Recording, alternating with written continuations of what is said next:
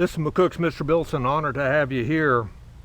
It's very easy to be a Monday morning quarterback when you're looking back into history, especially during war or during different battles.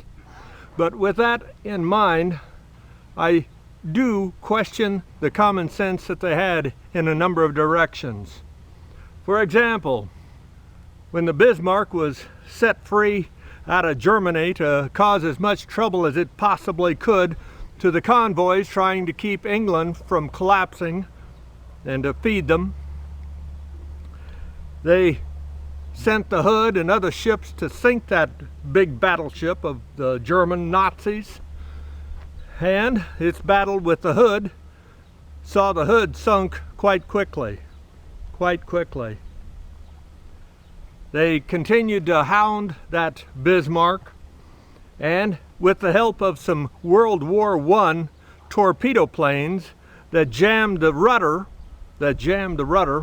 making it impossible for it to keep a straight course, they were able to catch up to it, and most of 50 British ships were in the engagement to fight it. 50.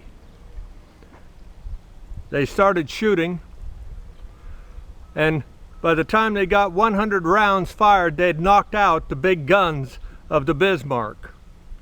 Within another 100 rounds, they'd taken out all guns on the Bismarck. There was no return fire. None. But they didn't stop shooting. Nor did they ask them to surrender. They kept firing, and some 2,800 rounds were fired at the Bismarck. 2,800 rounds. Yeah. Now, don't you think somebody with just a little common sense would have said, okay, it ain't shooting anymore. Let's just go on up there with a destroyer and put a couple of torpedoes in it. Well, finally, common sense happened, but after that 2,800 rounds.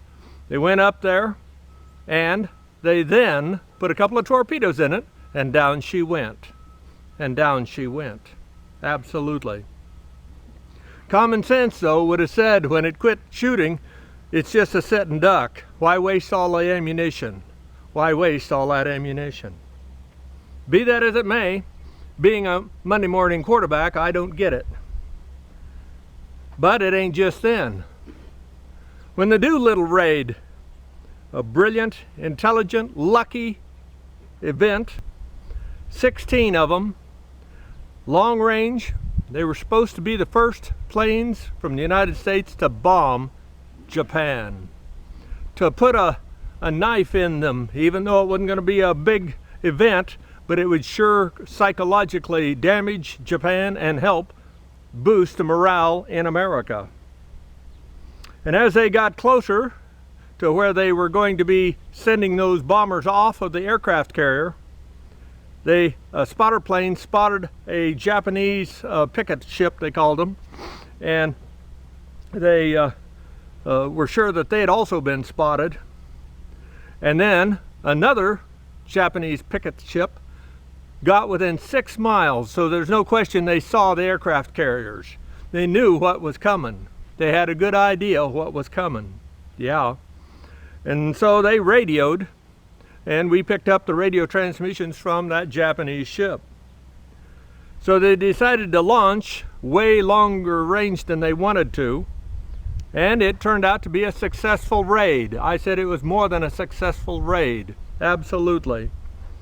But when that picket ship was spotted 6 miles away, 6 miles, and they had 2 cruisers with the aircraft carriers for protection, they immediately had one of the cruisers start firing at that ship, the Japanese ship, at 6 miles away, with 6-inch shells, 6-inch. It took 900 rounds before they sank it. 900 rounds. Now, somewhere between 1 and 900, you'd think they'd say, this isn't working. We got 40-mile-an-hour gusts. We've got seas that are 8 to 10 foot swells, and that's a little target. That's a little target. And it's bobbing up and down in the waves as well. maybe we ought to just get a wee bit closer, you think? And take care of the business, you know, if they had to get a mile, a half mile. Take it out and get back and save all that extra ammunition. 900 rounds to sink that little bitty ship.